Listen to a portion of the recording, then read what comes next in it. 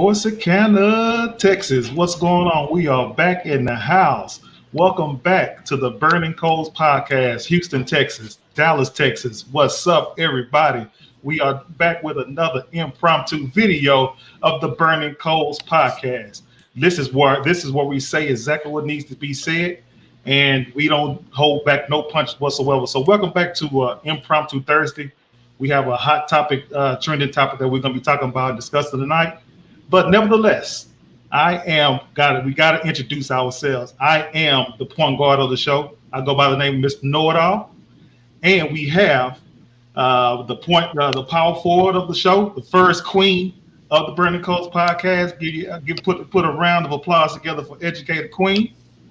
And then we have, yes. And then we have the shooting guard, the gentleman Jamal. This guy's better than Steph Curry and KD and everybody all entwined. So we got my boy gentleman Jamal and the one and only, the center, the big fella in the middle, the genius behind everything. We got the number one center in the world. We got Bougie Weirdo. What's up, everybody? What's up on this good Thursday afternoon? How's everybody doing? Hey, yo, night. What's up, yo? It's Thursday night. It's ladies' night. Shout out to all the ladies. Hey. Bottoms up. Right. So, Jim Jamal, you out there in the Chi-Town, man. I saw some social stuff that's going on, man. What you got going on out that way, fella? Man, you know, it's always something. I'm always somewhere. But yeah. And a lot of, if we listen to like the media, you think, and again, now I'm gonna be honest. I'm downtown now. Okay.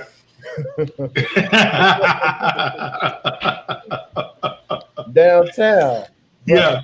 No, I love Chicago. I try to come every year around September. I absolutely love it here. Absolutely love it here. Right. It's got it, just like any other. It's got its ashy areas, but yeah, the energy is good here. I love it. I love Chicago. Shout out to Chicago. Man, listen, at nighttime, brother, Lake Michigan, beautiful at nighttime. Man, it's beautiful. It can also get cold there too, though. Yeah, that's why I always come before the winter hits. But yeah, people don't like Michigan. I mean, if you listen to like Good Times, they talk about it's all dirty. Man, you go to Lake Michigan today, you can see straight to the bottom of that thing. Really? Yeah, it's beautiful blue. You go to I posted a picture. But anyway, today. You think you was in the Caribbean somewhere, the water's so blue and smooth, man. But anyway. I got to see it to believe it, though. You never know. It might be looking like the Trinity here in Dallas or the Walk or the River Rock. Hey, I'm going to send you a picture. I'm taking a picture of the water. You can see right down to the rocks. No cap. Yeah. Oh, wow. Oh, cool. EQ, how's it going with you over there, EQ? Baby, everything is everything. It's all good. I have no complaints whatsoever. I'm ready to start this show. Of course, we always started off right with your girl EQ in the house tonight. You know how we do it.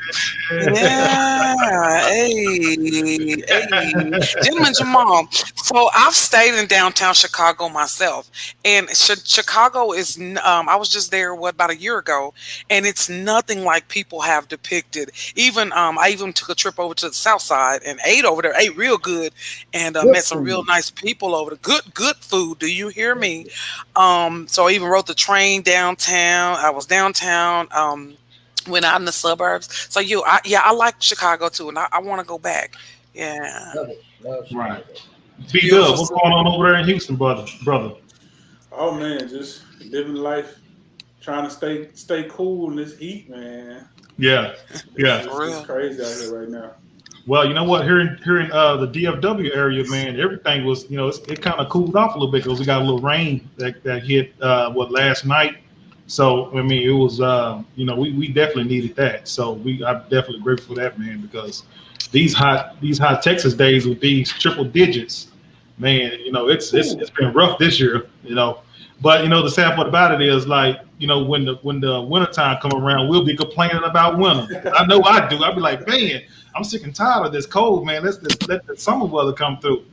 But it is what it is. So, but Nevertheless, we're going to definitely jump into the topic of conversation.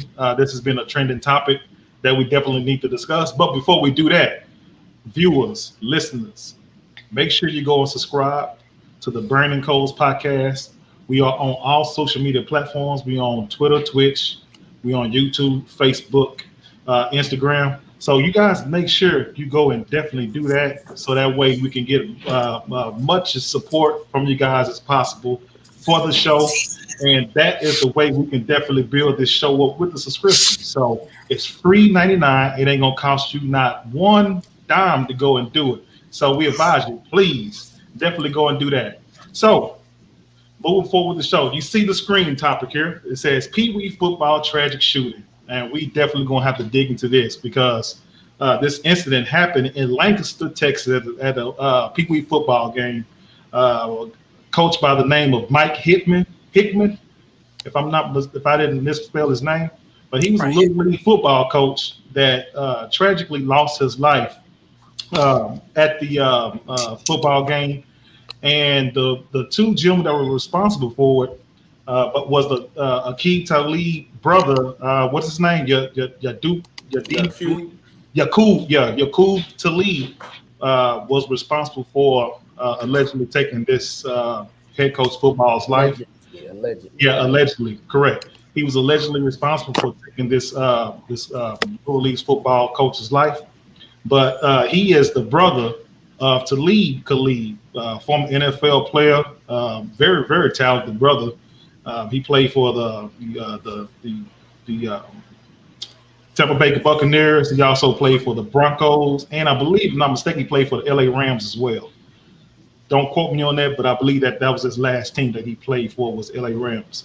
But when an incident like this happens, especially with the Talib Khalid being the person that he is, being an NFL star, of course, the media and everybody definitely, attach that to him because that is his brother.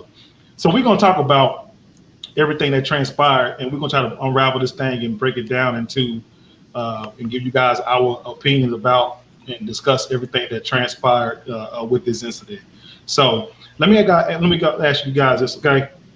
That shooting took place in Lancaster, all right, Lancaster, Texas, and I'm very familiar with Lancaster, Texas. I have relatives that still live there, and I also had cousins that actually played football at Lancaster area for the high schoolers as well. So I'm very familiar with the community and things like that. With that incident that transpired at the Little League football game, give us your guys' thoughts and opinions about the the um, the incident that took place, as far as how does that affect that community with something like that transpired? Well, before I get into that, I want to put this out there first. We do these shows. We talk about topics that are current and relative, which we generally already have knowledge of. The stuff that we're passionate about and we already kind of know about. This is one of those instances where you don't know anything, right? And it wasn't until a couple of days later, at least for me, that they said the guy was Akeem Talib's brother. So that was like the only thing I knew about it. So I had to research it. Right. And it really kind of upset me because if you put Coach Mike Hickmon, into Google, you see nothing but Akeem Talib. If you put Yaqub Talib in Google, you see nothing but Akeem Talib. And I get it. I understand he was there. But this is what I have an issue with. This society of who's the most famous for clicks and likes, because everybody's throwing Akeem Talib name out there. Now, granted, he was there. He did participate, and to whatever degree he participated, he should be punished or whatever the case may be. But Yaqub is the one that murdered this man, not Akeem Talib. And to me, it's disrespectful to the Hickmon family because they're not even saying his name. They're saying Akeem Talib and then brother of NFL star, and you got to really dig off in there to even find out who's actually involved. So that just kind of upset me. But I'll get into my feelings about it later. And but I just want to put that out there. Right, and agree, B Dub. We do live in a society where people want to be the first to be breaking news without no type of information at all. But like you said, they want to be known for the person that breaks the news, and so that way they can get a lot of admiration, or they can get a lot of clout, or they can get a lot of attention because they broke the news of the story. But here's what from watching, keeping up with the news and the information that has been presented thus far from the news media, and also I have some sources that actually reached out to me in Messenger saying that, hey, look, here's a couple of things that led to all this or whatnot, and they were saying that Talib, Akeem Talib, he was one of the actual people that actually started the whole fight itself, and everything unraveled because of everything that that he had got involved with the allegedly, and we're talking about allegedly as well. So but he had allegedly was getting into an argument with the referee to where the referee had to call the game. Well, they felt that the game shouldn't have been called, and the referee, from the video that I saw, the referee was talking to, I don't know if that was a coach, but it was talking to another individual that was at that game. And once the referee was talking with that guy and was telling him that the game was over with, next thing you know, you hear you see some fighting breaking out, and you just heard like 3 or 4 shots ring in the background, and people will start getting hysterical and emotional and so on and so forth, or whatever. But from the sources that I've received, they're saying that the reason why Akeem's name is brought up in this incident is because he was the one who allegedly had the fight with this gentleman, and also allegedly before the shots rang out, the coaches was surrounding the victim who got shot, and he was trying to defend himself with the gold marker and was swinging it, and then allegedly Akeem's brother fired those rounds into that man, and everything transpired after that. So that's what I had been hearing, just from the news and also from sources that was there and people that know exactly what transpired with that. I've heard different stories about how all this transpired, but at the end of the day, it's sad, and it should have never happened. I mean, Correct. We're talking a little league, PeeWEE football team where little kids are just out there enjoying the sport, I guess showcasing their talents at an early age. It's supposed to be a family fun event, but unfortunately, things got chaotic and took a turn for the worse, or took a wrong turn. And sadly, little kids had to see this. This man's wife and child allegedly was there and saw all this. And that's sad. I think in any area we go, or wherever we go, or whatever we do, especially when children are involved, we got to learn how to conduct ourselves. Correct. And if there was any kind of betting or gambling or whatever going on, these are children. If anything, we should be teaching them how to perfect their skills, how to enjoy the game, have good sportsmanship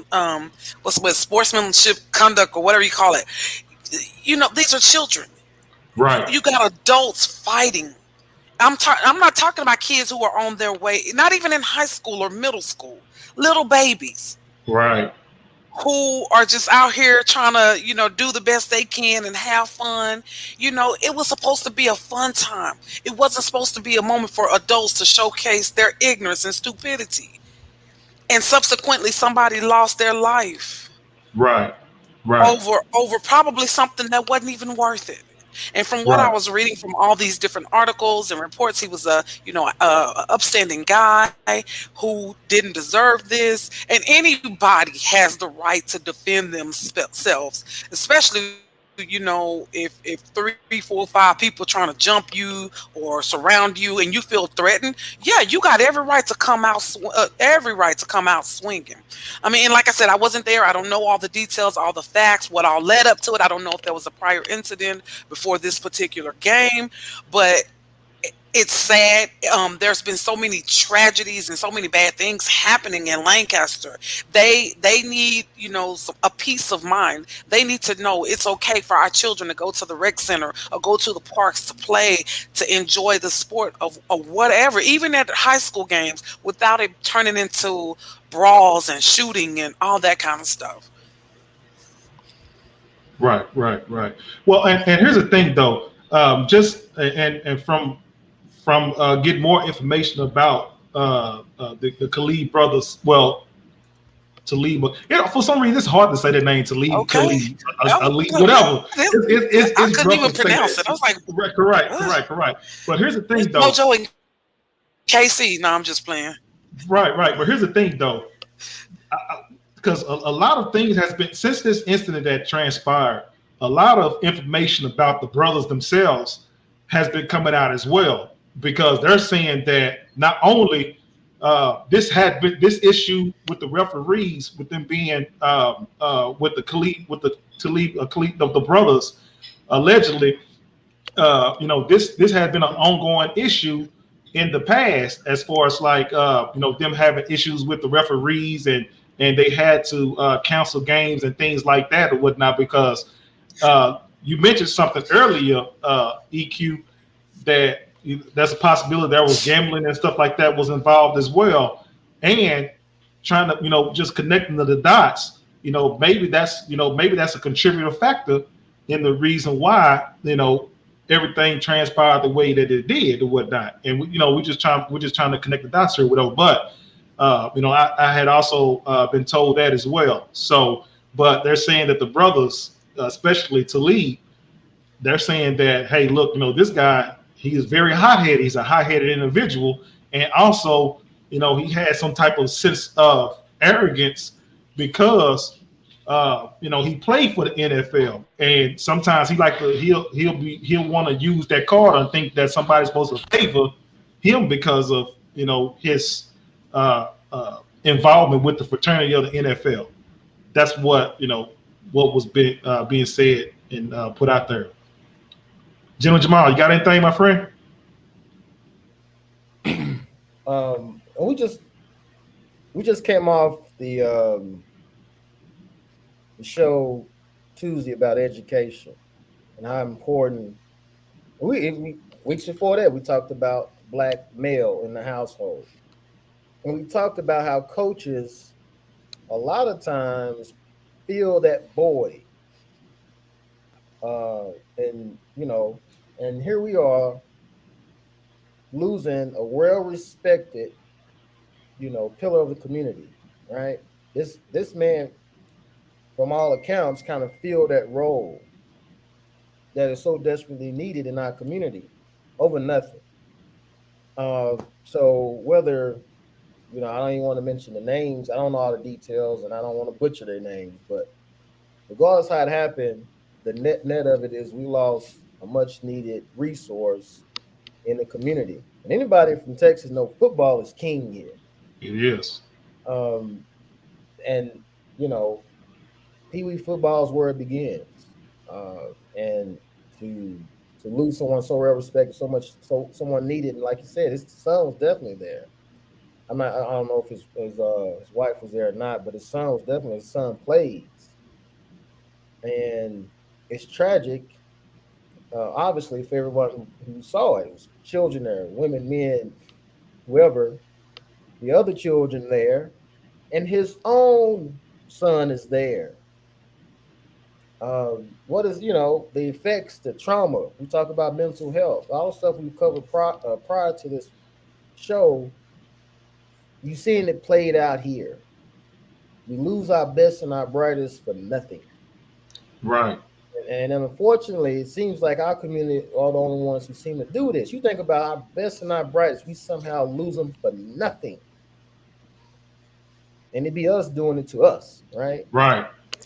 So absolutely, at the end of the day, this is This is super tragic. Obviously, I'm from Oak Cliff, and we anybody from the Cliff, DeSoto, Lancaster, Cedar Hill, DeSoto, we all right there together.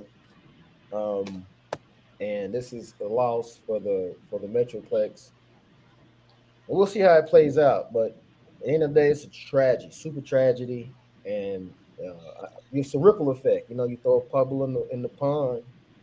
This is a ripple effect. Imagine the influence he could have had on all those kids that he was teaching. Right. So, but anyway, I'll land my plane with that. Well, here's B Dub. You got anything you want to add to it, B Dub? I mean, G-Man hit it, man. Coaches are important. Like you said, it's crazy how we had these conversations prior to this happening, and they're all correlated.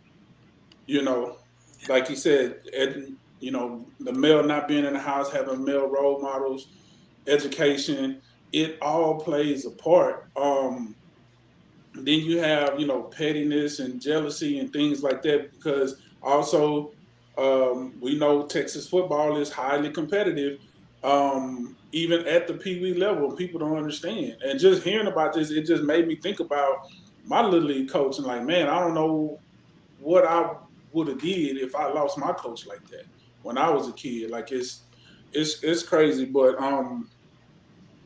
yeah, I don't know, man. I got it's just crazy. That's all I can really say at this point. Well, go ahead, EQ. I'm sorry, go ahead. Well, it's just sad, y'all. It kind of sets us back again, as a race of people, because it shouldn't have happened. Period. End of this. I don't care who was winning, who was losing, how much you bet on it, how much. First of all, why y'all gambling on little kids? You know what I'm saying? It's not like you're gonna make a whole. I don't know. I don't know if that's true. Let me say allegedly, because we're all just going off what we've heard through videos, through mutual friends. But it's sad because I think of it like this. What if this coach was the only male role model that these little boys on this team had, or these or the other team, or whatever? What if and his life was taken, over whatever, for whatever reason, whether he was at fault or they were at fault? Sometimes you just got to stop and think, is this really worth it? That's what we don't want to do. We got this hot-headed temper. We want to show out. We want to get out here because we got a little status. But at the end of the day, did nobody not have regard, first of all, for human life? Did we not have any regard for for your own life, for other people's life? Where's the self-respect? You're at a community park or a recreation center or whatever. Do we not think we've suffered enough? But it's already been well established, and I don't know the brother, and I don't care about messing their names up or not, because I don't feel like they deserve to have that kind of respect anyway. Right. But a kid to lead that's not news. Like, this has been this guy's whole life, in the league, outside the league. Anybody that knows this guy prior to the NFL says, man, this dude ain't nothing but a thug. Right. In the NFL, he carried himself like a thug. So this is nothing new. Again, the brother, I didn't know the brother. I didn't even know he had a brother, but from the little bit that I'm learning, they just birds of a feather. And I've even heard stories about their mama. So I don't know. But what it all boils down to is cowardice. Because, if the information that we're getting is correct, what happened, like, the guy, his son, Coach Hickmon, his son's personal football, that was his ball, not a game ball or anything like that, had somehow ended up down by the end zone, and he went to go get it. And somebody down there, I don't know whose side they're on, who it was or whatever, kicked the ball, and the ball went into the area of the North Dallas coaches, where they was all at. So I think that's how it got all started. When he went to go get the ball, of course, they're still angry about losing the game, and words were exchanged, and one thing led to another. Again, this is just one information source, It'll probably be weeks before we really get to what really happened. So, but that's just one source that I read earlier today. And from what I'm understanding is Coach Hickmon, as G-Man said, very well respected, probably more known, more respected in that area than the Talib brothers themselves. Right. So to your point, Mr. Know-It-All, now you got hold on, I gotta catch myself. I forgot we're not having a private conversation. I can't say it how I want to say it. I don't want to get us banned off YouTube already. But you got a guy with ego. So there was probably already some hurt feelings there anyway, because people know each other. Especially in smaller communities like that. Everybody know everybody. So you come into the game and this coach over here or whatever, he ain't nobody, I don't know whatever, he ain't playing the league or, that type of thing. So it probably was some negative energy already there. And then the game gets called. Then, you got people still on the field, and my thing is, once the game was called, everybody should have been immediately cleared. That I just felt like, and maybe they tried that, I don't know, and maybe it just didn't work out, but I just felt like as soon as the game was called, the refs should immediately be like, all right, y'all go this way, y'all go that way, everybody, and just get everybody off the field. But like I said, once more facts come out and we really get to know what really happened, we can make a better assessment of it. But I just think it was just cowardice.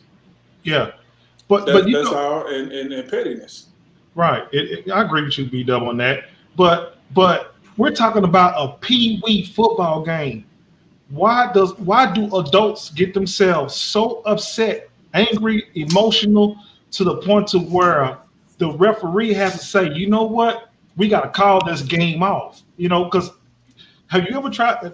Have you ever seen some PeeWEE kids out there trying to set up just a run play and try to do everything their coaches tell them? You got a lot going on there. But for you guys to get that upset and worked up and that emotional to point to where you have to have a disagreement and an argument with the referee, for the referee say, let's call this game out. Now, like you said, B-Dub, it is, now these guys do have their egos involved. They got their egos involved. And once your ego is getting involved at a PeeWEE game like that, it's no longer about the kids no more. It's about you. Exactly. It's not the kids. About you. It's not about the kids anymore. 100%. Right. You make it all about you, and then now it transformed to something that spiraled out of control to where somebody ended up losing their life. And that is very uncalled for. And I want to ask this, like, moving forward, because when something like this happened, all right, especially in PeeWEE League, okay, well, how do we move forward with making sure that at the PeeWEE football games that we make sure that place has a lot of security as well? Because we're gonna have to treat PeeWEE football like we do the pros, man, and have an escort and all that or whatnot, because this can't happen again at all. Because not only that this incident transpired as well, but I believe a few weeks, like a week or two earlier, that was another incident that happened in the stands where adults was fighting at a PeeWEE football game. So we have to do something moving forward to make sure that we are protected when we go to these games, and make sure our coaches are taken care of, make sure the players are taken care of, make sure everybody's taken care of when we go to these events, because we can't have another loss like this, transpire and make us all look a certain kind of way, look bad with that, because this was very unfortunate. I'm gonna say this real quick. This is a super tragic incident, but it's not a surprising one, right?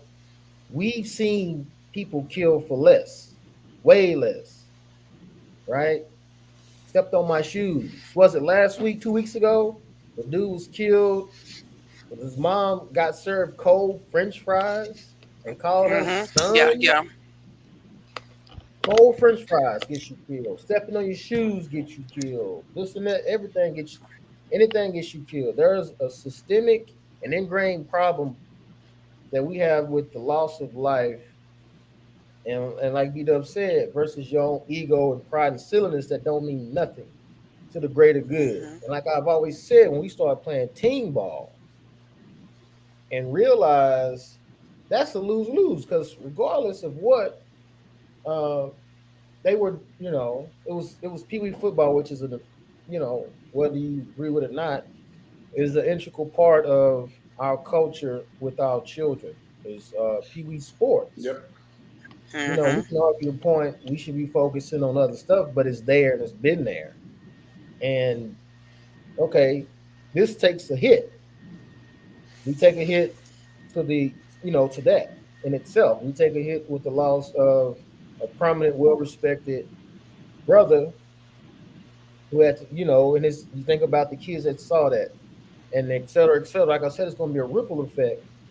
And again, we've seen it's tragic. I'm not surprised that life was lost over such a minuscule thing, because life has been lost over much, much, much less, and that is the bigger problem. Right. Facts. I agree. So let me ask you guys this: with this incident that happened,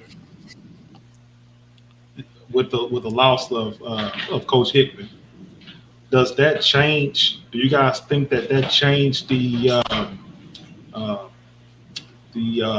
area as far as like people wanting to involve their kids into youth sports like that, into PeeWEE football or basketball? Do you think the perception changed? You think that's going to hurt it?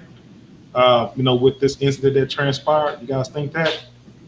No, I personally don't. And I'll tell you why. Maybe in the short term for that specific area, sure. But we have to remember too. This is why some of these games get so heated. Some of these kids are being picked from as young as 3rd and 4th grade. And he got something. So yeah, we talked about it before. We push our kids. We act like professional sports is only out for our kids.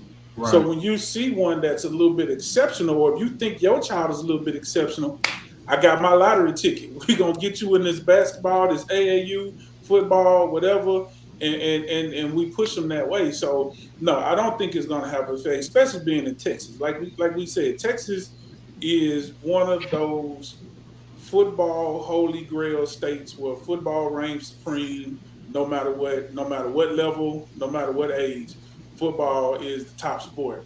So no, I don't think it's gonna deter. It will deter some, sure, but I don't think it will, especially in certain neighborhoods where that's the norm. Maybe not at a PeeWEE football game, it may not happen, but just the other day somebody got shot over here on the corner, or somebody. So in those neighborhoods where that's the norm, it's not gonna matter. It's like, okay, that's crazy that it happened there, but life goes. You know what I'm saying? Life goes on, which is just another testament to how lost we are when it comes to life. Like we just don't care anymore. Like it's crazy. It's just crazy, but it is what it is. What it is. Right. So let me ask you this, all right? Because I agree with everything you said, B-Dub. I believe that Texas is a football state, and that it is the holy grail. And this incident, with it being so, I see you, B-Dub. I see you do the deal, Jamal. But yeah, with the state being so religious over football, I believe that for right now, with everything being so fresh, it might be later put a little pause and everything, but give it a few months, everything will start back picking up when it comes to PeeWEE football. But I believe that moving forward, different communities are going to find ways. The problem. What's a problem? Will, like you said, that's this huge tragedy just happened, but we're so accustomed to it, we'll forget about it tomorrow. Yep. Yep. Yep. And it'll be a matter of time before something else like this happens again. And that's sad. Right. That's right. Sad. Yeah. That's sad. But they're gonna definitely try to cover that basis moving forward, because whoever is sponsoring or who's over the PeeWEE football teams, oh yeah, they definitely gonna have to come out and take care of this incident that transpired. I can pretty much guarantee you that. So, but let me ask you guys this, okay? How do you guys feel about these celebrity, ex NFL, ex basketball player, ex whatever, and these guys set up these camps for these kids to come in, and people that think that a father or a mother might think that their kid is got some special talent and need that extra boost. They will say, hey, we'll go to such and such camp, and he can teach you some skills and help your craft and make it better and whatnot. How do you guys feel about that? Because Keith Talib, he is a ex NFL football player, and I'm sure with his status, that's the reason why he probably got a team that he can coach. And so how some parents think like, oh, okay, we got to keep Talib as our head football coach. I know for a fact he got some pull here and pull there, and my son can learn up under him, and he'll definitely get us where we need to go. How do you guys feel about that when it comes to celebrity ex-football or NFL or basketball players having these camps set around these different kids? Because a lot of these football players or these ex-basketball players, when they set these camps up, it's a bag that they can get. It's a bag, and a lot of them really just there just to show up and say I'm here and I got this and that, and they moving on, and your kid really ain't really learning a whole lot of nothing. To be honest with you, because I was involved with I ain't gonna say the guy's name, whatever, but yeah, I took my kids to put an address on. Nah, I ain't gonna do him like that. I know the guy. Well, I have a question. Yeah. Okay, if these celebrities, football, basketball, whatever, if these people are running sports programs, and me as a parent, I don't have a son, but I have a daughter. But if I was going to put my daughter in a basketball program or whatever of one of these celebrities, first of all, I need to see what their behavior was like. Who are they? I mean, just because you were an ex-NFL, NBA, major league player, that doesn't mean you still have pull within that those organizations. That doesn't mean you still have the same connections. And if you are an ex anything based on your behavior and how you behaved in that organization, what type of reputation you had, I don't see that's me. That's my thinking as a parent. Then I might not be so quick to put my child on your team, because are you going to behave the same way out here that you behaved in the NFL or the NBA or whatever? See, those are the things we have to look at as parents. Oh, we can't just look at the fact, oh, they're a celebrity. See, we only know them on TV. We don't know them, when they're out of the spotlight.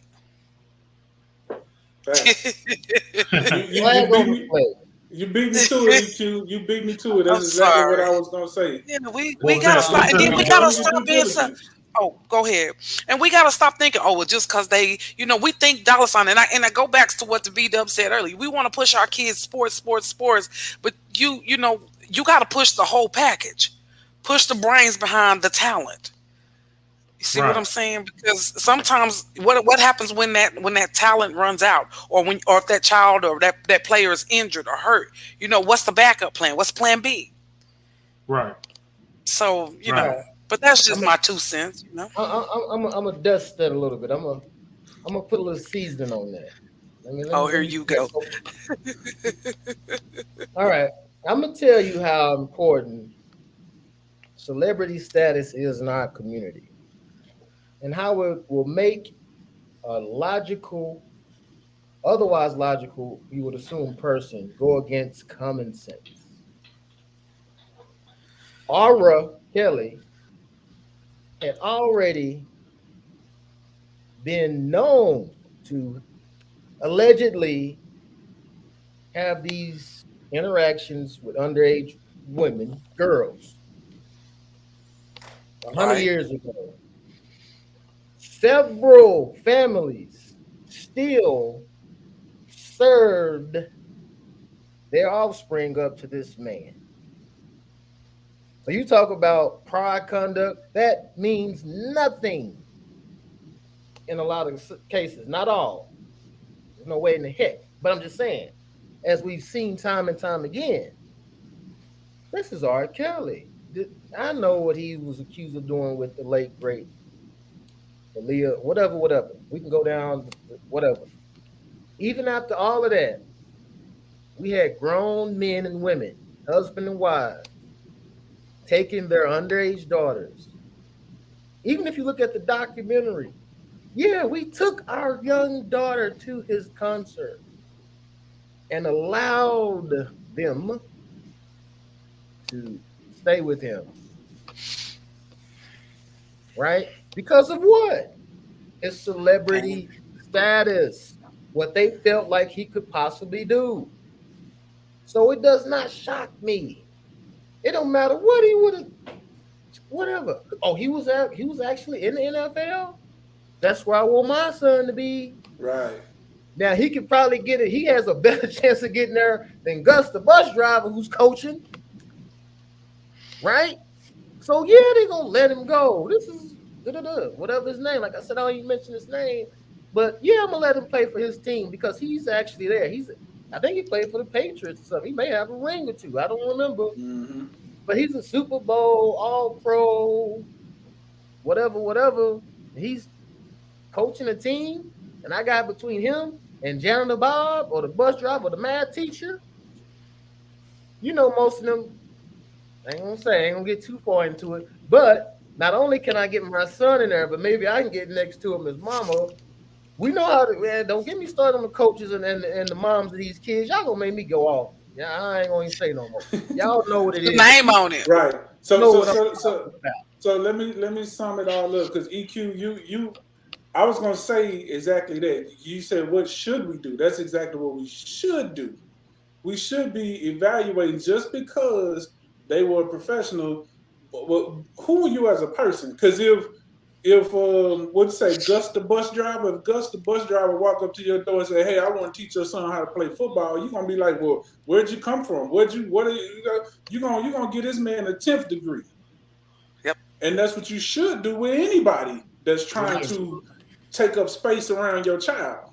Absolutely. But just like Jim and Jamal said, some of them, a lot of them, we're not gonna put it on all, but a lot of them are not going to do that because for one simple reason, most people in America, this ain't even a racial thing, this is America. Most people in America, morals are for sale. Period. Come on. Right, I agree. Just like he said, listen, okay, this person did this, did that, but he also was a 5-time this and this time that champion. Hey, that's what I want my kid to be. So, I ain't worried about all the other stuff. If he can just teach my kid how to duplicate that, I'm good. But you don't even realize what kind of danger, and hopefully this will open some people's eyes and show them this is what comes along with that. So when you take that chance on a person, like we're not talking about, Shaq or somebody like that, somebody that has a track record of being a great human being. We're talking about somebody that has a history of being in jail, being locked up, getting into altercations, getting into bar fights, all this kind of stuff. Shot himself, I think, if I'm not mistaken, had an accident, shot himself, or was that? No, that was the other.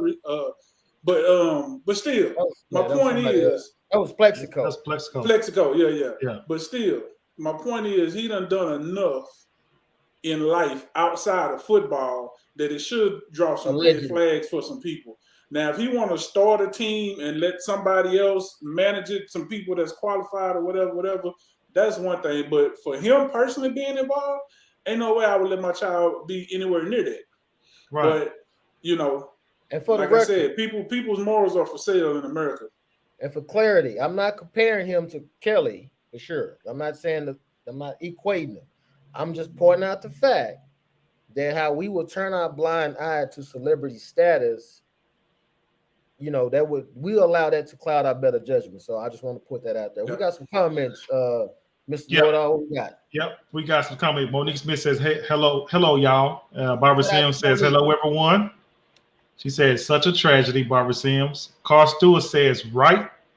Carl Stewart also says, I went to UNT with him, and he was a real good dude. Like, overall, just outstanding guy.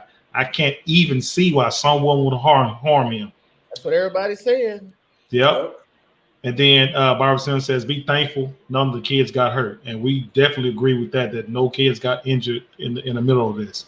But B-Dub, and you and Gentleman Jamal was talking about a kid's talent, and, with being with these different celebrities and, putting your kid, next to a celebrity or next to a football whatever to help them, flourish their talent.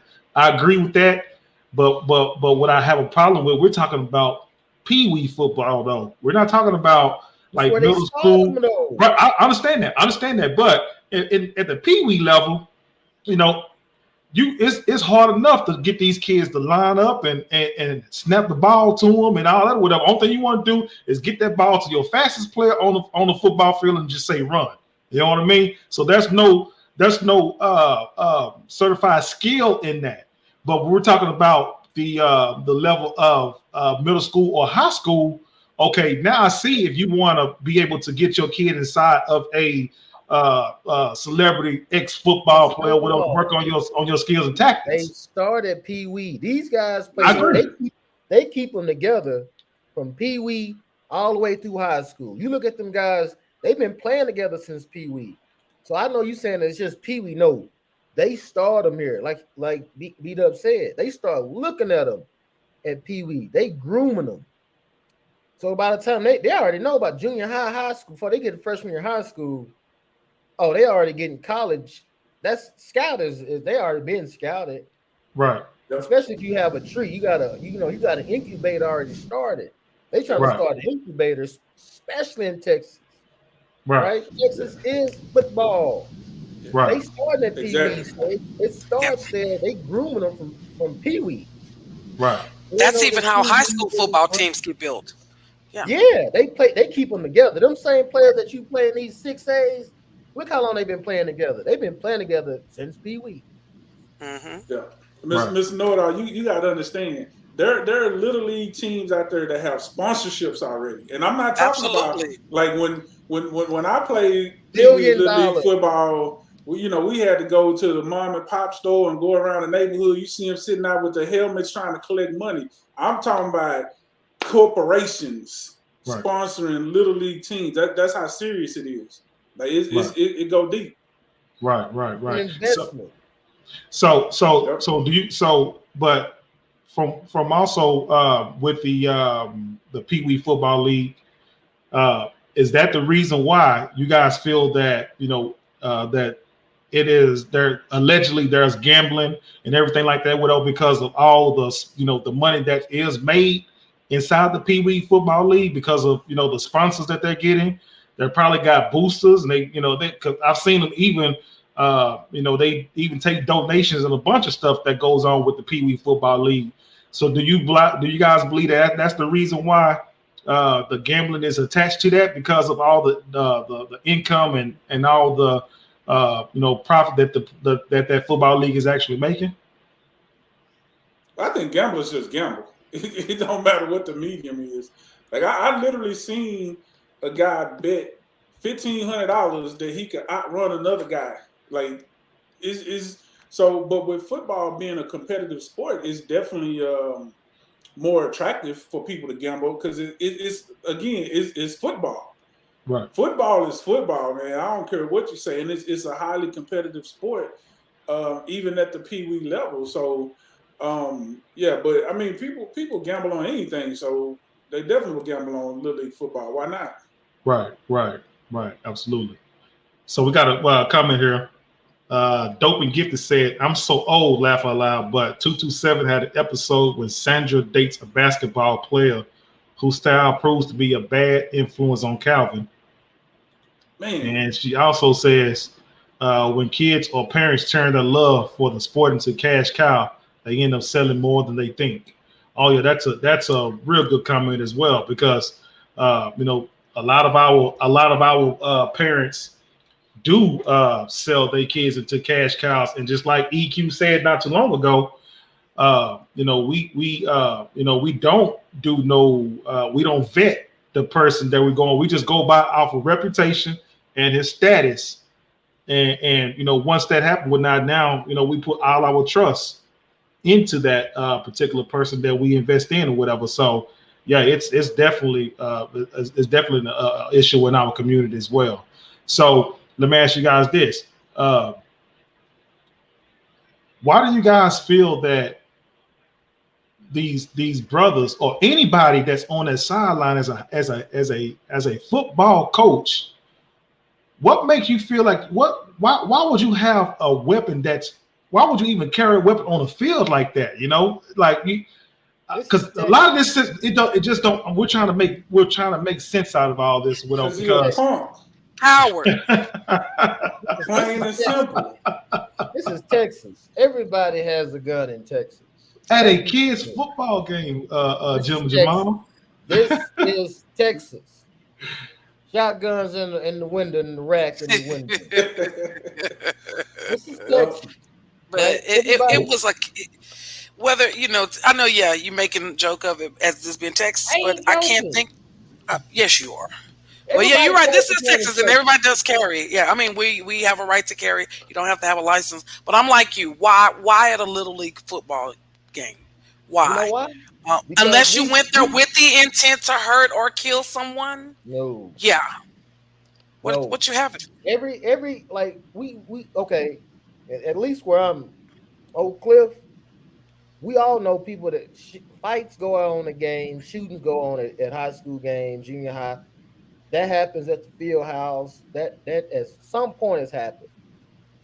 Carrying weapons and shootings and fightings at sports events is nothing new, right? This didn't happen. This has happened recently, to where kids were shot. You can just put a Google search. People shot at sporting events. Yeah, I had a student get shot last year in Dallas. Yeah, that happens all the time. Shootings, fighting, that is nothing new at a sporting event. I think what makes this one so different is, number one, it was captured on video. Number two, it was tied to a famous NFL player. Number three, the person that was killed, unfortunately, was a well-respected, well-known pillar of the community. Those three things make this so impactful right now. But this is not nothing new. And again, as I stated before, we have so many stories of people getting killed for way less. Right. So while this is super tragic, it's not surprising, unfortunately. Right. You know what? And also with this whole, you know, and I'm not just talking about this PeeWEE incident, but in the past PeeWEE incident, it's almost like you remember that you remember the is it the Cotton Bowl with Grambling and Prairie View? What do you call that? Yeah, Grambling Prairie View. Yeah, and it almost kind of have that kind of feel to it, you know, like when you have two rivals that really have the spies or really a lot of heat towards each other, you know, and then next thing you know, stuff happens, you know, inside, you know, in the parking lot or, you know, in the stands or whatnot. It almost had that kind of feel like that as well. But I'm talking about as far as like recent, events when it comes to PeeWEE football, whatever, because I've seen it to where, you know, some of the business that goes on inside of a hood, like you can talk about someone that, you know, that's in the Oak Cliff side and then somebody from the South Dallas side. And a lot of beef done transpire between these different hoods and whatnot. So when there's prospective football programs in those different hoods meet up, the hood itself, all the events that transpired in the hood spills on to the football field with the adults. And they also, you know, and the kids are just innocent bystanders and all that, whatever, because of the adults' actions with all the outside noise that's, you know, shook this whole thing up. Does that make any sense? because I've seen it. I've seen it in the past to where hood business in the hood has actually has actually been part of of the course. game indirectly.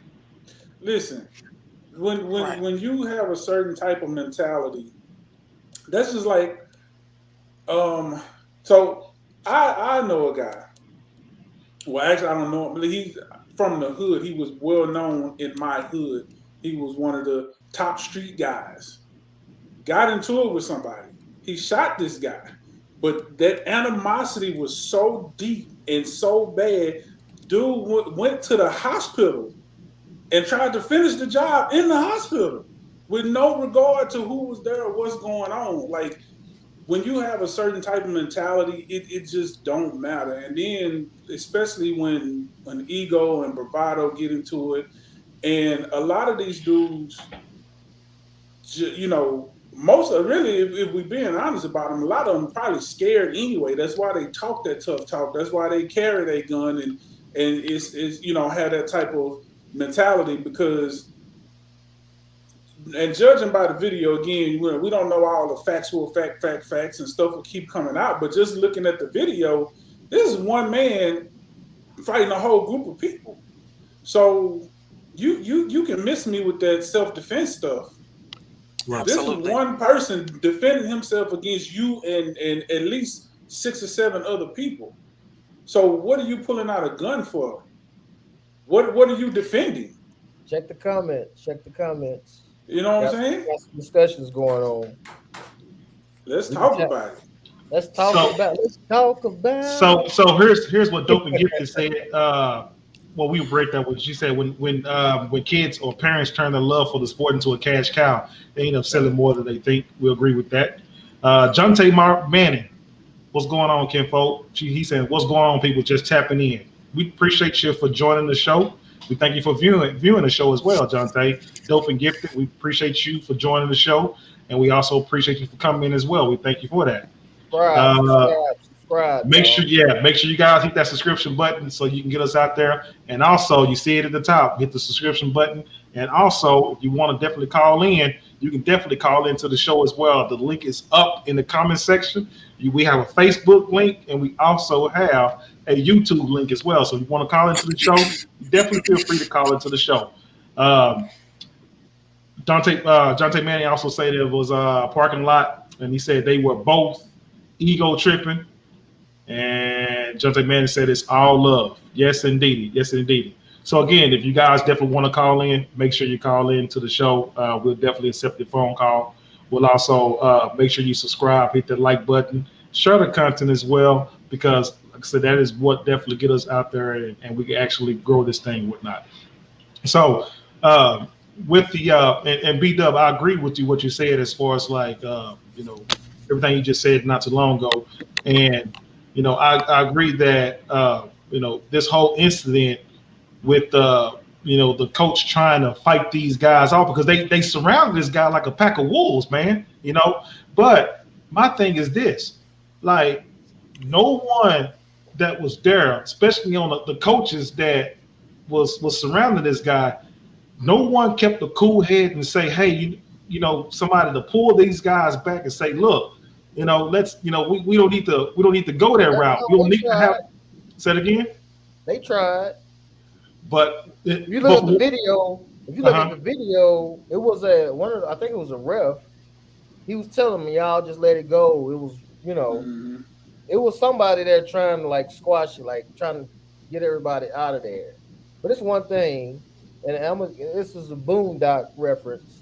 Anybody know me? I love the Boondocks. R.I.P. John Witherspoon Pops. But Regina King played Riley and Huey, and they have a show. It's called what? An N-word moment, right? And the ingredients, you put 2 and add this, you have a moment. And I'm not putting fault on any, because I mean it's a game. And how do you, just because somebody gets hit don't mean both parties were at fault, right? It's a game. Somebody was killed over a freak, which again, not surprising. But we have so many of these moments. That's sad, right? This is a moment, right? Two otherwise, over a game. Like y'all two grown men, y'all both doing your thing, and then over something, boom, boom, somebody ends up dead. Somebody's gonna go to jail. It's a lose-lose for the community. We did. I agree. So I got a question. Jamal. So I have a question. Okay, so one video I'm seeing that obviously there's a fight that broke out or was about to break out, and this man was surrounded. Now, should those people who were in that fight or brawl, should they be charged in this case too? Because hold up, let me finish. Because what if all that commotion hadn't broke out, maybe this man would still be alive. Okay, yes, this other person, there's one trigger man, but you got to think, hadn't somebody been smart enough to say, like I said, to walk away, maybe, just maybe, this person could still be alive. So should those other people who participated in this brawl, which ultimately led to someone's death, should they be charged? I believe they're gonna be charged with something. I don't know if they're gonna be charged with the intent, with the actually pulling the weapon itself. But I believe they will be prosecuted in some kind of form or fashion. And I believe that's going to definitely more than likely you're going to see some civil actions going to be taking place from that as well. But they're not going to be charged like the main shooter was. Right. Right. I don't expect them to be charged as murder, but they are an accessory to that crime in the eyes of the law. Well, it depends. It'll be difficult to prove because who's to say that they was participating or trying to stop it? Because it's a lot of commotion. The only thing we do know for sure is that he was surrounded by. So let's put it like this: if it had went the other way around and Coach Hickmon had pulled the gun and fired, I would say self-defense. Because there's no way for him to know. I'm just surrounded by a bunch of people that are opposed to me and approaching me and trying to fight me. But coming back on the other side of it to try to place blame is hard to say because anybody can say, "Nah, I was trying to break it up. I was just, I was in the middle of it, but I was trying to break it up." So, but there's several moments if, the information and research I did earlier is valid because allegedly, because they're trying to put the blame on Aqib Talib because they're saying that he got into it with a ref over what he thought was a bad call. But after that, the game still went on. But then the other team scored a touchdown and went ahead and even though it was still 6 minutes left, it was kind of looking like they was going to win. So the North Dallas bench, the whole sideline was being disruptive. And that's what prompted the referees to call the game because the coaches was coming on and off the field allegedly and the crowd and everybody. So the refs was like, you know what, we just going to call it. So at that point, it could have been gone. Then the guy allegedly kicking the coach's son's football over into that area. Should he be charged? Should he be, what was it intentful? Did he do it on purpose? So it's a whole lot of factors to it, and it'll be difficult to, unless they have other video footage or witnesses and any type of knowledge that come out that can definitively say that a person was involved or not involved. Because even Aqib Talib himself, even though I've honestly never liked this dude as a person. Right. But at the same time, I'm all for fairness because a lot of people was trying to say that he was trying to fight the dude. But in the video, it looked to me like he was just kind of bouncing around, like maybe he was getting ready to fight, but I didn't see him actually attack the guy. So I can't say, as much as, I might not like the guy, I can't say that, yeah, he was a part of it if he wasn't really a part of it. You know what I'm saying? Even though he's going to be a part of it, period, just because of status. Because, like you said, there's definitely 100% there are going to be some civil suits that's going to come out. And who got the money? Okay. So right. Well, and it was also been said and told that Aqib, the football player, He has a contract with Amazon and some other things that he got going on. Other than the right. he can about get ready to kiss that goodbye, man. But yeah, he has some other sponsorships that backed him. Just because he played, with the NFL. And I do know he was also last year. He was broadcasting. He was even working his way up in the broadcasting part of the NFL as well, because he broadcasted some different games on Channel 11. So I've seen him do that as well. And also, he's very he's a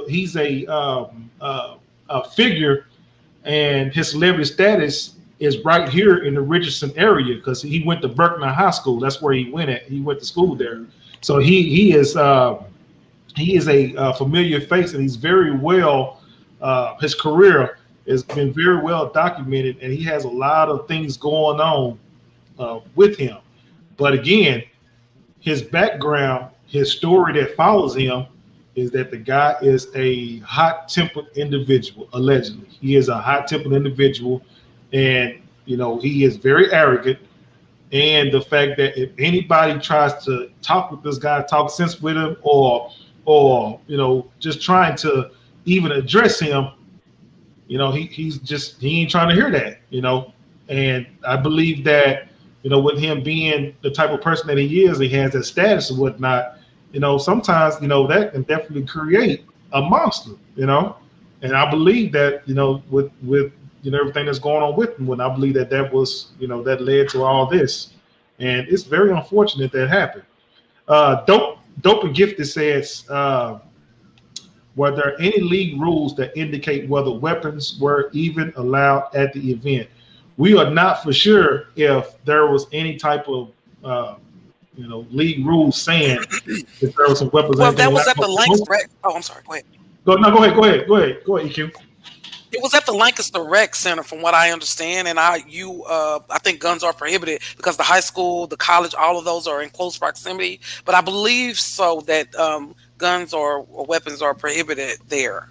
So I'm not sure if that goes for the field, but I know at the actual rec center, yes, weapons are prohibited.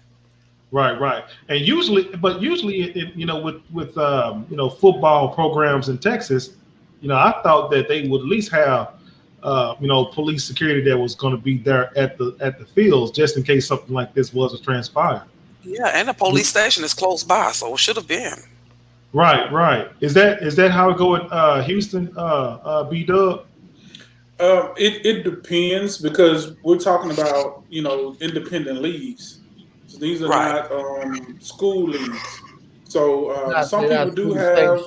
Right. Yeah. So even though they might be using the school's field or whatever, it's not school sanctioned. So it kind of just depends. Some people do hire officers, and some people don't. It just depends on who's setting up the event. Right. Shout out to Bam Tammy, yes. Shout out to you. She says, hello, everyone. Crazy. Yeah, it is. It's definitely crazy that we have to sit here and discuss this tragic incident with Coach Mike Hickmon. Very well and beloved coach. Never heard anything, no issues with him. There was no negative news about him, but they said that this guy was just an intricate part of the community, and he also loved and he cared a whole lot about his kids that he coached. So, and then all the coaches said nothing but great things about him, and that he was a pillar in the community. That he'd definitely be tragically missed. Let me say this, and I apologize for not starting off with this, but condolences. I was going to say the same thing. Yeah. Condolences to absolutely his family and all those who knew him, who were affected. Yeah, absolutely. Everything else, we'll have a lot of time to discuss who's at fault, who did right, who did wrong. But much respect, prayers, condolences, healing energy to absolutely the coach and his people, his family, his colleagues, and those kids. Right. Yes. Absolutely. BW, you got something you can say? No, I was just agreeing with Jim and Jamal. Okay. Sending out condolences and prayers to the families and those. Right.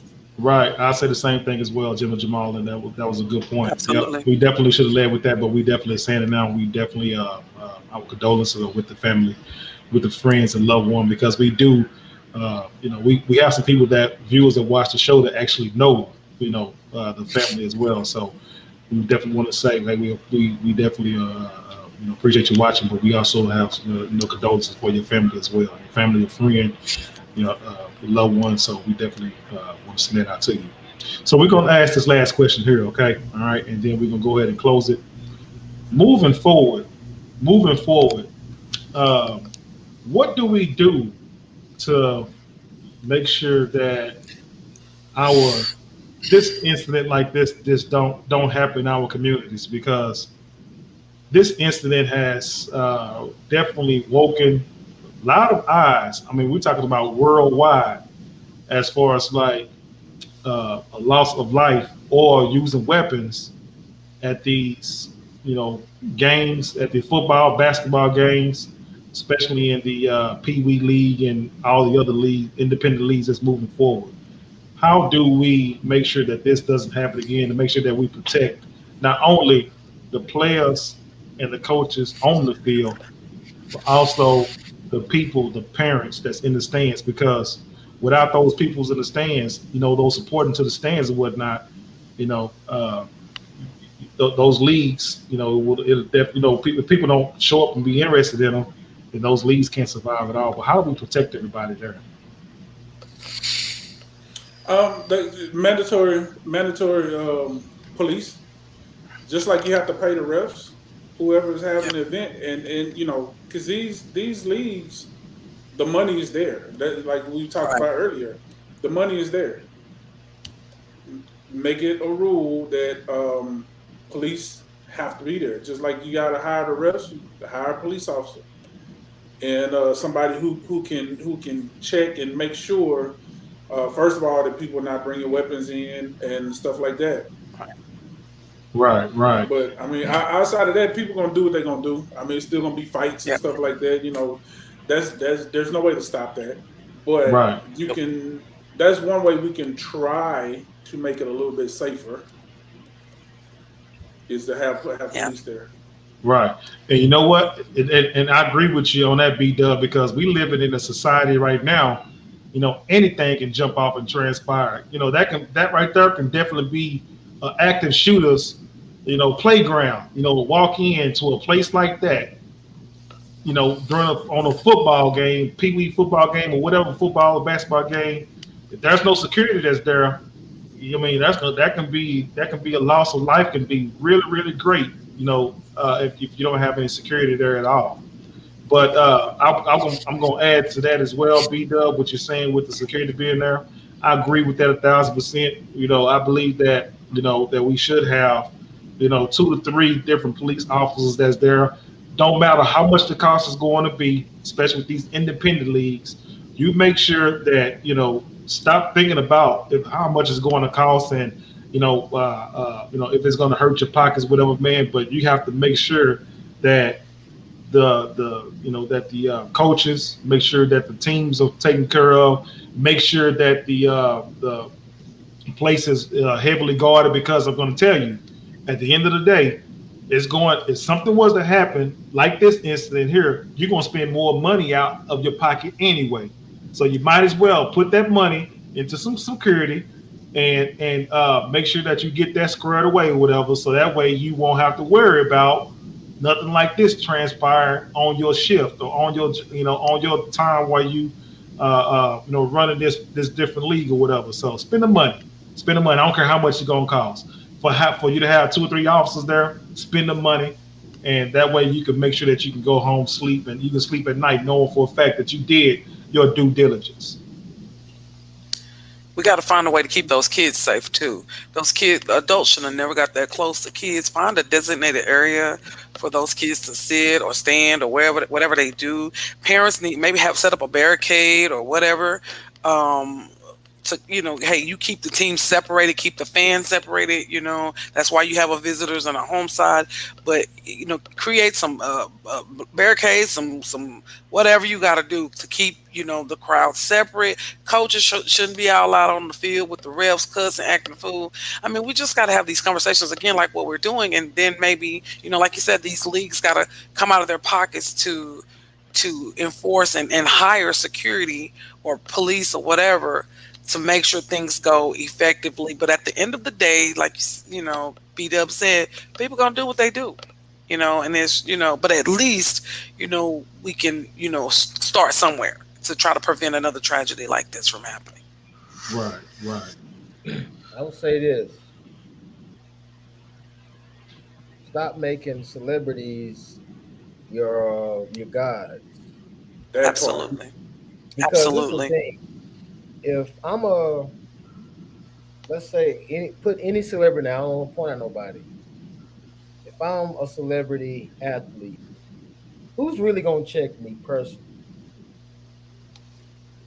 Nobody. No. I'm a celebrity.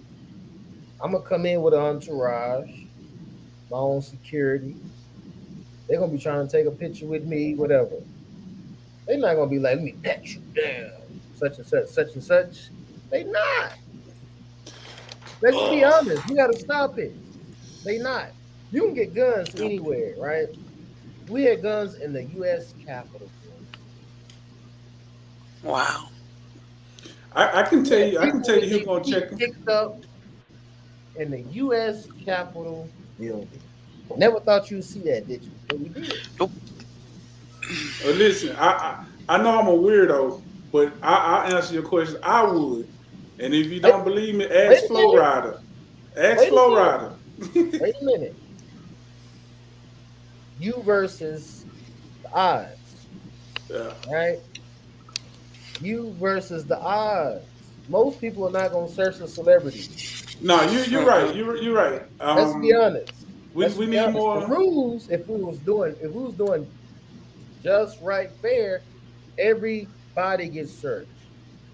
But we know how it really works. Yeah. Right. That's why we need more weirdos in the world. You not finna come in. Yep. I know more Houston fans. I know more Texas. Y'all ain't gonna search me. I'm such and such. Yeah. I'm just coming there with an entourage. I'm gonna just bob my way through there. Hey, you gonna be trying to take a selfie with me? I'm above certain levels of whatever. And so you do. I got security. You don't stop my private security from coming there on. They got license. The point I'm making is weapons are going to be anywhere you go. Yes, we can make it harder by putting, police personnel there and all that, for sure. And in most district sanctioned, that is a mandate. But like you said, this wasn't a district mandated or sanctioned event. So yes, we can do stuff to, kind of lessen it or whatever. But you have weapons in jail. Y'all think, come on, let's stop. Y'all playing. Y'all are playing. Y'all not dealing with reality. They get weapons, phones, drugs in prison systems. Yep. You are not going to be able to keep out everything. This is a mentality problem. This is a problem we need to address. Right. But we talking about starting the process though. Like, where do we start? It's a start. Right. It's gonna because you're right. But see, not all of these coaches are ex-pro players, and most people, they see, because at the end of the day, if somebody really want to do something, they're gonna do it. Whether they got to do it on the field or they got to go to their car first.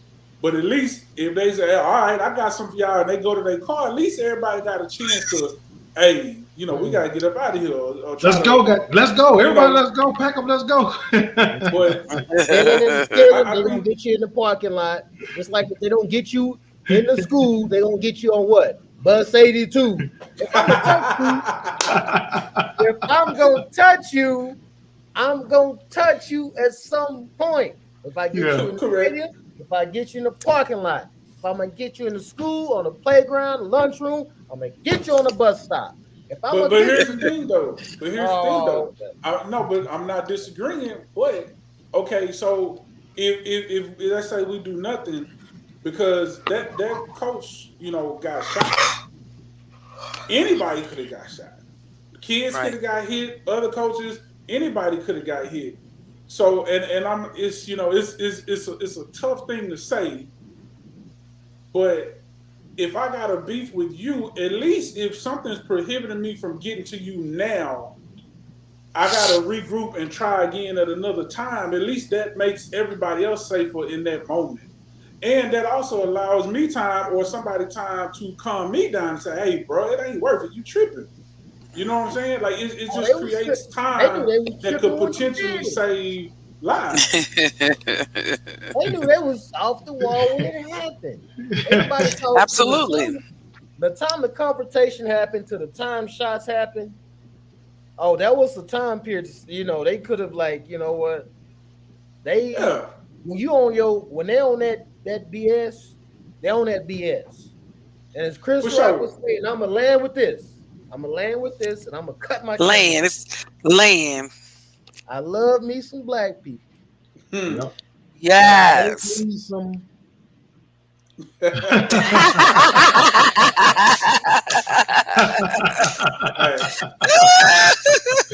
Oh, y'all, it's always one on the show that shows out.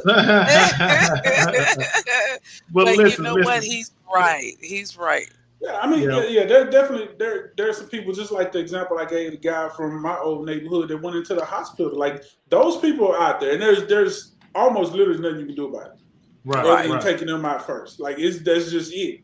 But I think most people, if there was some type of police presence, they would be more likely to not, be like, all right, whatever, and maybe let it go if there's somebody there, a presence there that can kind of intermediate that. But definitely. I mean, there's some sick people in the world. It don't matter what you say, what you do, they're not gonna stop until they do whatever they're trying to do. Right. But if we can prevent the other ones from doing that as well, I think that's a win. Right. We got this last comment here, and then we can go ahead and close it. Dope and Gifted says that the fact that he pulled out a gun around his own team, little one says they didn't peep his mental history or how move left when normal people move right. And she was referring to the saying the background checks for coaches. Yeah, we definitely, we definitely take that as consideration as well. Dope and Gifted, we appreciate you, for your comment as well. And I got any final thoughts before we go ahead and close this thing? I just wish, we could do better as a people. We got to put these guns down. We got to learn how to work together. But I get, people are going to be people at the end of the day. But our communities have suffered enough. Our children have suffered enough. We have suffered enough. It's a lot just to leave home, go to work, make an honest living every day, take care of your family, try to stay healthy, try to not stress out because there's so much going on. It's enough. And just we got to stop adding fuel to the fire and do better. Because we need each other and our children need us. And so that's just my only hope. I guess I'm, a little naive, but we got to do better. We do. Period. Right. And I'll say this. I just feel my heart goes out to not only to the Hickman family, but my heart goes out. My heart really pours out to those kids on both sides. Absolutely. Because both teams was tragically affected by that. Okay. Yes. And you don't know, and we don't have an understanding, an idea on how something like that, when you see a man and see the violence and the hatred and somebody losing their life right there in front of these, kids is playing as PeeWEE football, you don't know how that can definitely hurt them in the long run as far as like mental wise to see something like that, So my heart goes out to everybody that was involved there, the parents, the kids, the family. It goes out to them. So that's I want to just lay my plane right there and say that. B-Dub. Yeah, I just want to say to the parents, despite what happened, youth sports is important for kids, particularly young men. I hope that we can find a safer way. I hope that parents will This will teach parents to do more due diligence on who they're letting their kids play for, and do background checks, and not let celebrity cloud their judgment.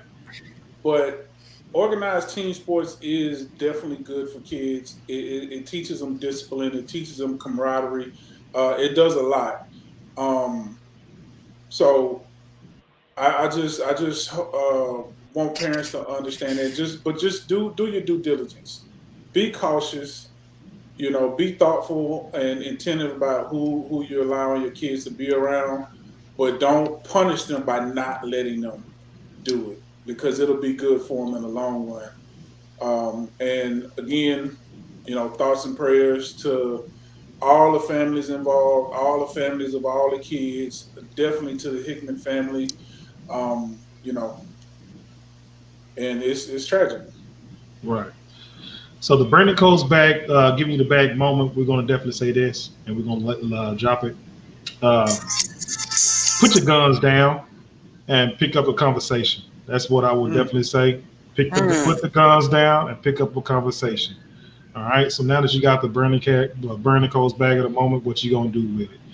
Now, follow us again as we close. Follow us on Instagram, Twitter, Twitch, Facebook, YouTube. Make sure you hit those subscribe buttons, and make sure you share the information with a friend, a family member, a neighbor, so that way we can definitely grow the platform itself.